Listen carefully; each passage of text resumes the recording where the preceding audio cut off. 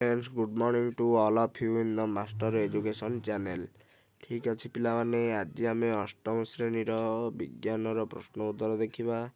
ବାର୍ଷିକ ପରୀକ୍ଷା ପାଇଁ ଶିକ୍ଷାର୍ଥୀଙ୍କ ନାମ, ରୋଲ୍ ନମ୍ବର, ବିଭାଗ, ତାରିଖ, ବିଦ୍ୟାଳୟର ନାମ, ବ୍ଲକ, ଜିଲ୍ଲା। ଠିକ୍ ଅଛି ପିଲାମାନେ, ତାପରେ 1 ନମ୍ବର ପ୍ରଶ୍ନ ଦେଖ, ଆଜିକାଲି ଉଭୟ ଧାନ କାଟିବା ଓ ଉଡ଼ାଇବା ଯନ୍ତ୍ର କେଉଁ ମେସିନ୍ ଦ୍ୱାରା ହୋଇପାରୁଛି। ଠିକ୍ ଅଛି ପିଲାମାନେ, 2 ନମ୍ବର ପ୍ରଶ୍ନ ଦେଉଛି ଲେମ୍ବୁ ଗଛରେ ହେଉଥିବା ଦାଦୁରା ରୋଗ କେଉଁ ମାଧ୍ୟମ ଦ୍ୱାରା ବ୍ୟାପିଥାଏ।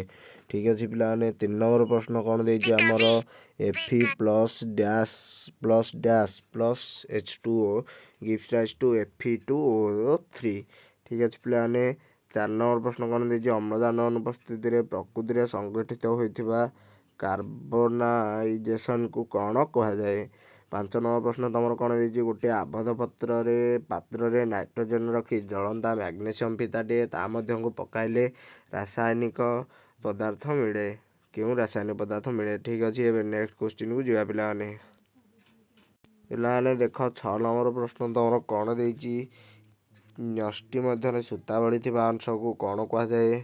ଠିକ୍ ଅଛି ପିଲାମାନେ, 7 ନମ୍ବର ପ୍ରଶ୍ନ କ'ଣ ଦେଇଛି କିଶୋର ଅବସ୍ଥାରେ ଉଚ୍ଚତା ବଢ଼ିବା, ନିଶ ଦାଢ଼ି ଉଠିବା, ମାନସିକ ଓ ବୌଦ୍ଧିକ ପରିବର୍ତ୍ତନ ସହ ଆଚରଣରେ ପାର୍ଥକ୍ୟ ଦେଖାଯିବାକୁ କ'ଣ କୁହାଯାଏ।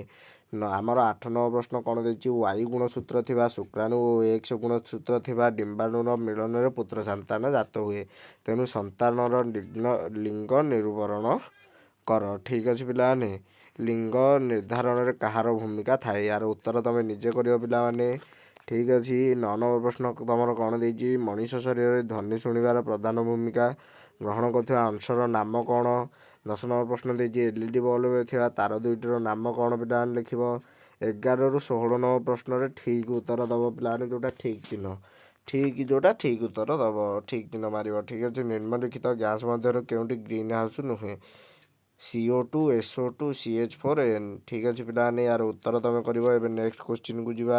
ପିଲାମାନେ ପେଜ୍ରେ କ୍ୱେଶ୍ଚିନ୍ ଦେଖାଯାଉ ନାହିଁ, ମୁଁ ଯାହା କହୁଛି ତାକୁ ଠିକ୍ ଭାବରେ ମନେ ରଖିକି ଲେଖିବ। ପ୍ରଥମ ପ୍ରଶ୍ନ ଆମର କ'ଣ ଦେଇଛି ନିମ୍ନଲିଖିତ 12 ନମ୍ବର ପ୍ରଶ୍ନ ଦେଇଛି ନିମ୍ନଲିଖିତ ମଧ୍ୟରୁ କେଉଁଟି ସୌର ଗ୍ରହ ନୁହେଁ।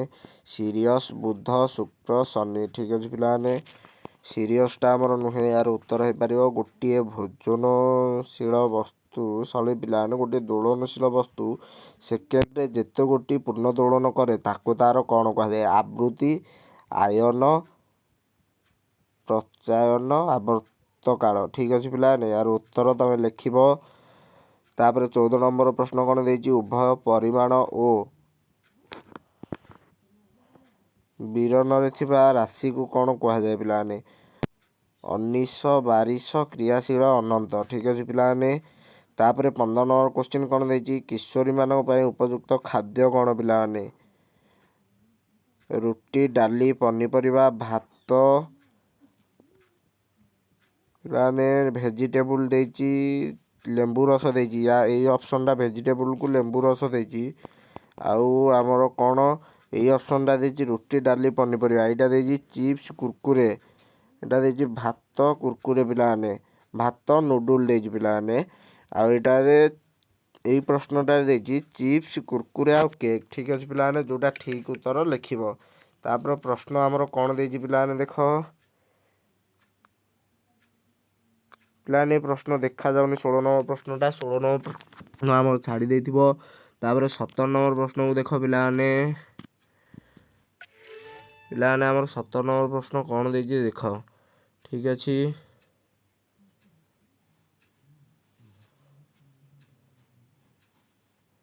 ପିଲାମାନେ ଦେଖ ଦେଇଛି ଦୁଇଟି ପ୍ରାଣୀର ନାମ ଲେଖିବ। ଏହା ଏଗୁଡ଼ିକ କେଉଁ ଶ୍ରେଣୀର ଅନ୍ତର୍ଭୁକ୍ତ ଲେଖିବ। ଠିକ୍ ଅଛି ପିଲାମାନେ, ଆମର 18 ନମ୍ବର ପ୍ରଶ୍ନ ବି ଦେଖାଯାଉନି, ତେଣୁ 18 ନମ୍ବର ପ୍ରଶ୍ନକୁ ଛାଡ଼ି ଦେଇ ବାକି ପ୍ରଶ୍ନକୁ ଯିବା। ଠିକ୍ ଅଛି ପିଲାମାନେ, 19 ନମ୍ବର ପ୍ରଶ୍ନ ତମର କ'ଣ ଦେଇଛି ପିଲାମାନେ ଜମିରେ କେଉଁ ସାର ବଦଳରେ ରାସାୟନିକ ସାର ବଦଳରେ ଖତ କାହିଁକି ବ୍ୟବହାର କରିବା। 20 ନମ୍ବର ପ୍ରଶ୍ନ ଦେଇଛି ମ୍ୟାଗ୍ନେସିୟମ ଅକ୍ସାଇଡ୍ ଓ ଜଳର ରାସାୟନିକ ପ୍ରତିକ୍ରିୟାରୁ କେଉଁ ଉତ୍ପାଦ ମିଳେ। ରାସାୟନିକ ପ୍ରତିକ୍ରିୟାକୁ ଲେଖ। ଠିକ୍ ଅଛି ପିଲାମାନେ, 21 ନମ୍ବର ପ୍ରଶ୍ନ ଦେଇଛି ପେଟ୍ରୋଲିୟମ ଶୋଧନରୁ ମିଳୁଥିବା 4ଟି ଉତ୍ପାଦର ନାମ ଲେଖ। 22 ନମ୍ବର ପ୍ରଶ୍ନ ଦେଇଛି ଟଣା ବଳର 4ଟି ଉଦାହରଣ। 23 ନମ୍ବର ପ୍ରଶ୍ନ ତମର କ'ଣ ହାତ ପାପୁଲି ଦୁଇଟିକୁ ଘଷିଲେ ତାତିଯାଏ କାହିଁକି ପିଲାମାନେ। ଠିକ୍ ଅଛି, ଏବେ ନେକ୍ସଟ କ୍ୱେଶ୍ଚିନ୍କୁ ଯିବା ପିଲାମାନେ। 24 ନମ୍ବର ପ୍ରଶ୍ନ ଆମର ଦେଖ ପିଲାମାନେ କ'ଣ ଦେଇଛି ଗୋଟିଏ ଭଅଁର ତାର ଡେଣା ଦ୍ୱାରା 1 ସେକେଣ୍ଡରେ 300 ଥର କମ୍ପନ କରୁଥିଲେ ତାହାର ଆବର୍ତ୍ତ କାଳ ନିର୍ଣ୍ଣୟ କର। ଠିକ୍ ଅଛି ପିଲାମାନେ। ତାପରେ ପ୍ରଶ୍ନ କ'ଣ ଦେଇଛି, ତୁମେ ବାହାରେ ଅଛ, ହଠାତ୍ ମାଟି ଥରିବା ଅନୁଭବ କରିବ, ତେବେ ତାହା କ'ଣ କରିବ? ସେଇ ସମୟରେ ତୁମେ 2ଟା ବାକ୍ୟରେ ଉତ୍ତର ଲେଖିବ। ଠିକ୍ ଅଛି ପିଲାମାନେ। ତାପରେ ପ୍ରଶ୍ନ ଦେଇଛି, 2ଟି ଦର୍ପଣର ଆନତି 45 ଡିଗ୍ରୀ ହେଲେ ପ୍ରତିବିମ୍ବ ସଂଖ୍ୟା କେତେ ହେବ ଲେଖ।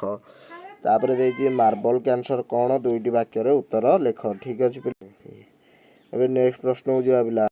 ଦେଖ ପିଲାମାନେ, ତାପରେ ପ୍ରଶ୍ନ କ'ଣ ଦେଇଛି, ପ୍ରାଣୀକୋଷ ଓ ଉଦ୍ଭିଦ କୋଷର ନାମାଙ୍କିତ ଚିତ୍ର ଅଙ୍କନ କରି ତାର ବିଭିନ୍ନ ଅଂଶ ଦେଖାଅ। ନହେଲେ ତାପରେ ପ୍ରଶ୍ନ କ'ଣ ଦେଇଛି, ମାନବ ଚକ୍ଷୁର ଚିତ୍ର ଅଙ୍କନ କରି ବିଭିନ୍ନ ଅଂଶକୁ ଦେଖାଅ। ଠିକ୍ ଅଛି ପିଲାମାନେ। 29 ନମ୍ବର ପ୍ରଶ୍ନ କ'ଣ ଦେଇଛି, ବିଜୁଳି ଘଡ଼ଘଡ଼ି ସମୟରେ କେଉଁ ସବୁ ଅସାବଧାନତା ଅବଲମ୍ବନ କରିବ? କିମ୍ବା ତା ଅରେ ଦେଇଛି, ରାଜୁବାବୁ ଜମିରେ ଫସଲ ସହିତ କେତେକ ଅନାବଶ୍ୟକ ଉଦ୍ଭିଦ ଆପେ ଆପେ ବଢ଼ିଛି। ଏହି ଅନାବଶ୍ୟକ ଉଦ୍ଭିଦ ଗୁଡ଼ିକୁ ଦମନ କରିବା ପାଇଁ କେଉଁ ସବୁ ପଦକ୍ଷେପ ନେବେ? ଠିକ୍ ଅଛି ପିଲାମାନେ। ଏବେ ନେକ୍ସଟ ପେଜ୍ କୋଶ୍ଚିନ୍କୁ ଯିବା। ପିଲାମାନେ ଏଇଟା ତୁମର ଲାଷ୍ଟ ପ୍ରଶ୍ନ। ଗ୍ଲୋବାଲ ୱାର୍ମିଂର କାରଣ କ'ଣ ହୋଇପାରେ ତୁମେ ଭାବୁଛ ଲେଖ। ଏହାର ପ୍ରଭାବ ଗୁଡ଼ିକ ବର୍ଣ୍ଣନା କର। ନହେଲେ ଅରେ ଦେଇଛି, ତୁମ ଅଞ୍ଚଳର ଚକୋଲେଟ୍ ବିସ୍କୁଟ ତିଆରି କରିବା ପାଇଁ ଚିପ୍ସ ଆଦି ଖାଇବା ପାଇଁ ସେଗୁଡ଼ିକର ଜରି ଖୋଳ ଚାରିଆଡ଼େ ଫିଙ୍ଗୁଛନ୍ତି, ଯାହାଦ୍ୱାରା ପରିବେଶ ପ୍ରଦୂଷଣ ହେଉଛି। ଏଥିଯୋଗୁଁ ଲୋକମାନଙ୍କୁ ସଚେତନତା କରିବା ପାଇଁ ତୁମେ କେଉଁ ପଦକ୍ଷେପ ନେଇପାରିବ ତାର ଉତ୍ତର ଲେଖିବ। ଠିକ୍ ଅଛି ପିଲାମାନେ। ଭିଡ଼ିଓକୁ ଲାଇକ୍, କମେଣ୍ଟ ଆଉ ସବସ୍କ୍ରାଇବ୍ କର। ମୁଁ ଏହା ଦ୍ୱାରା ତୁମକୁ ଆଉ ନୂଆ ନୂଆ ଭିଡ଼ିଓ ଦେଇପାରିବି। ବାଏ ବାଏ ପିଲାମାନେ।